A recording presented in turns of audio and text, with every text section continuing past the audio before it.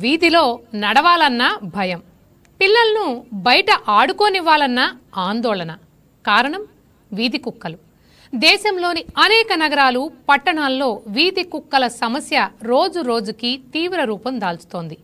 కుక్కల దాడుల్లో చిన్నారులు, వృద్ధులు ప్రాణాలు కోల్పోతున్న ఘటనలు వరుసగా వెలుగులోకి వస్తుండటంతో ప్రజల్లో భద్రతపై తీవ్ర ఆందోళన వ్యక్తమవుతోంది.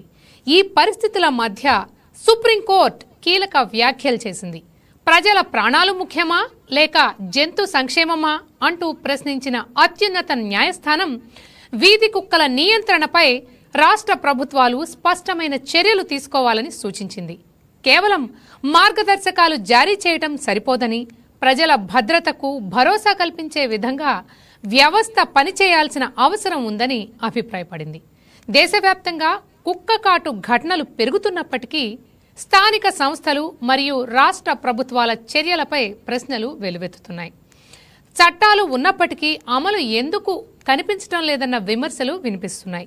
స్టెరిలైజేషన్, వ్యాక్సినేషన్, వీధి కుక్కల నియంత్రణ వంటి అంశాల్లో స్పష్టమైన ప్రణాళికలు లేకపోవడం పరిస్థితిని మరింత క్లిష్టంగా మారుస్తోందని నిపుణులు చెబుతున్నారు.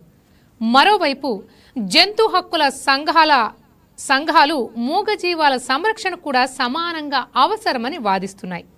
వీధి కుక్కలను హింసించడం లేదా చంపడం సమస్యకు పరిష్కారం కాదని, శాస్త్రీయ పద్ధతుల్లో జనాభా నియంత్రణ, వ్యాక్సినేషన్, ఆశ్రయ కేంద్రాల ఏర్పాటు వంటి చర్యలే దీర్ఘకాలిక పరిష్కారమని సూచిస్తున్నాయి.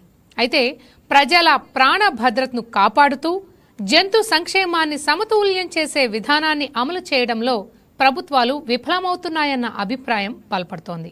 ఇది కేవలం వీధి కుక్కల సమస్య మాత్రమే కాదు, పాలనా వ్యవస్థ సామర్థ్యంపై, అధికారుల బాధ్యతపై, ప్రజల ప్రాణ భద్రతపై జరుగుతున్న పెద్ద చర్చగా మారింది.